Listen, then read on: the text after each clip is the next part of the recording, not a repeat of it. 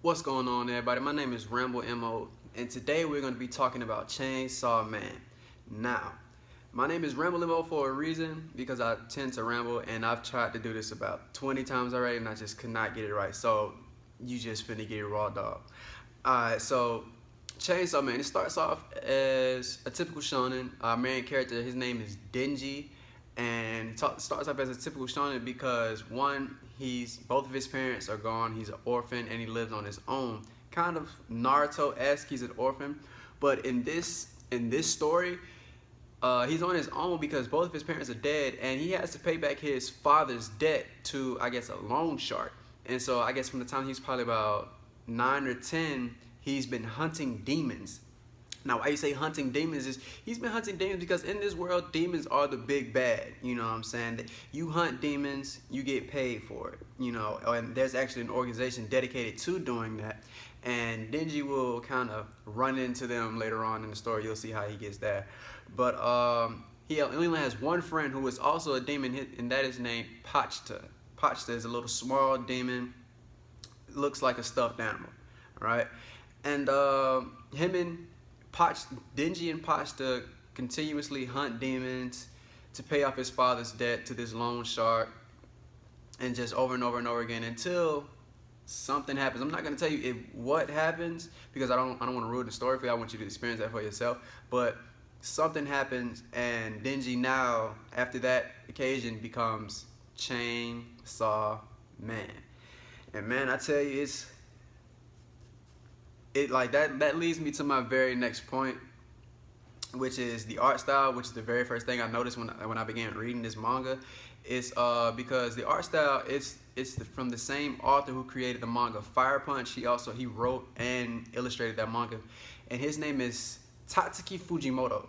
Tatsuki Fujimoto. His art style, it looks kind of unpolished and unfinished, you know, but I think that actually adds to the story because the tone of the story is more of a grittier, darker type story. So his art style adds to that. It makes you feel the emotion in it, and it has its own.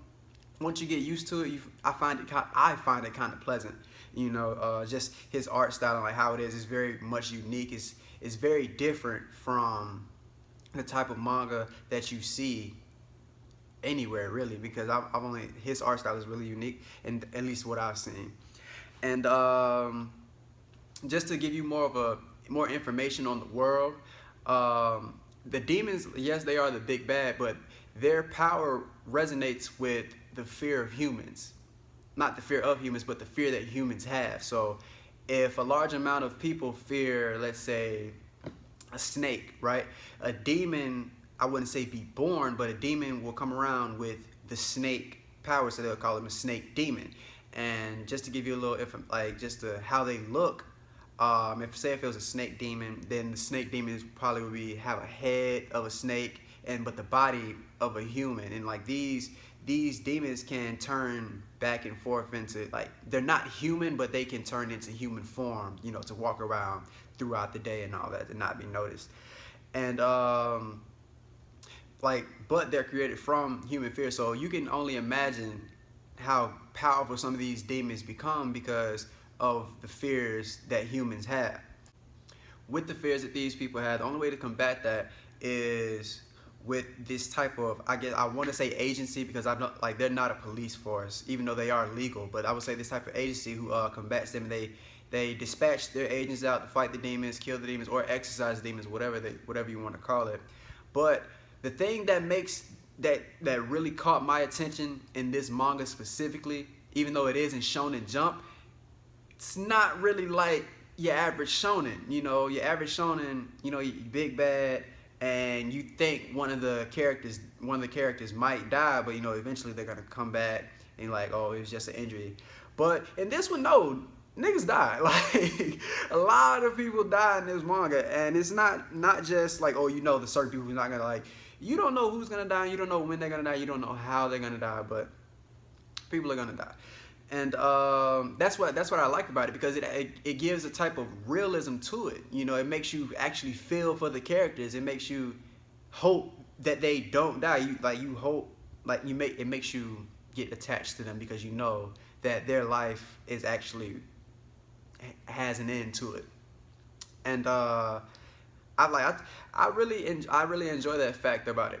And something else I also enjoy that makes it not like other shonen, it's yeah, it has a little adult themes into it, you know, even though these are 15, 16, 17-year-old kids, but they're also adults in it. But it has adult themes, you know, not anything like sexual, but there are some sexual implications in there every now and then. I won't tell you everything that happens, but yeah, just know.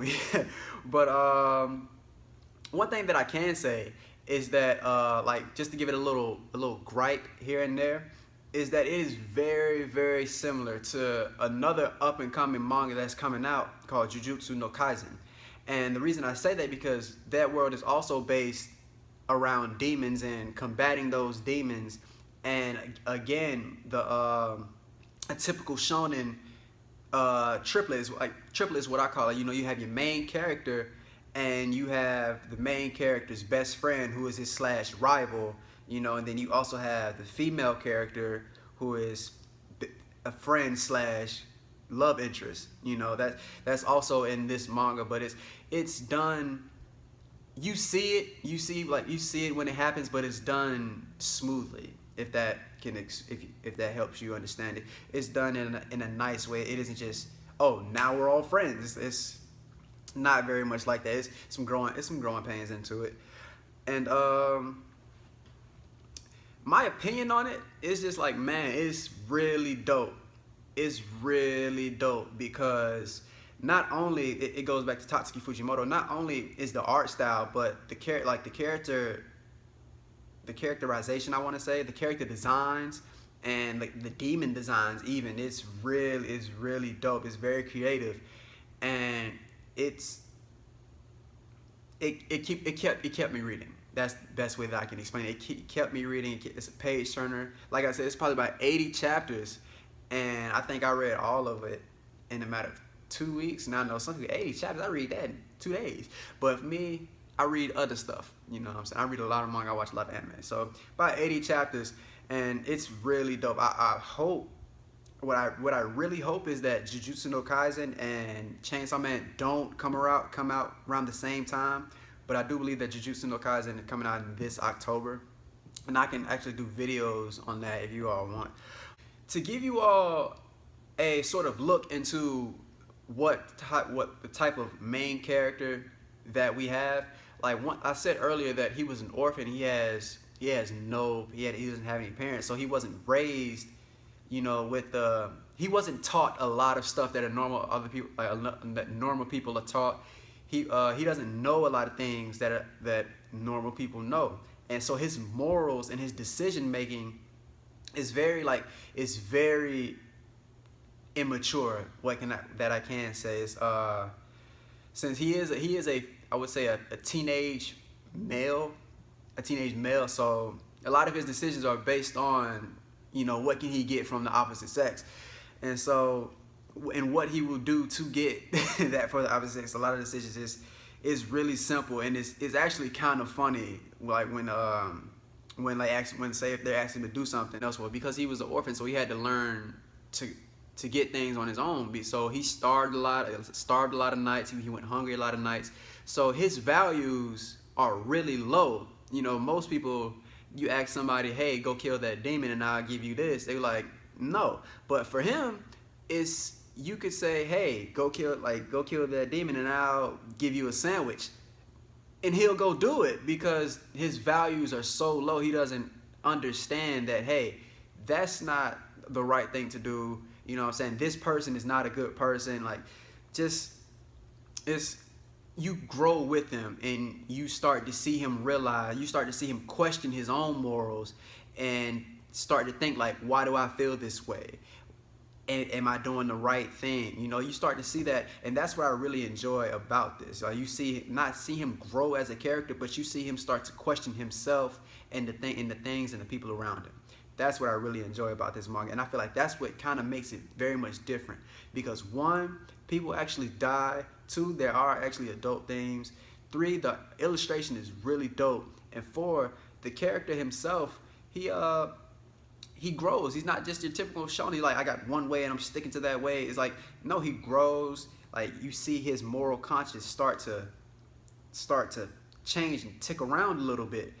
And like I feel like, again, I'm rambling on. I'm gonna go keep talking, but just to keep it nice and short, it's what, like, if I could rate it out of 5, I would give it a 4.5 out of 5, because it is like, it has some, it's actually very similar to Jujutsu no Kaisen, and like, in just the aspect of it, you know, it's demons, we go hunt down these demons.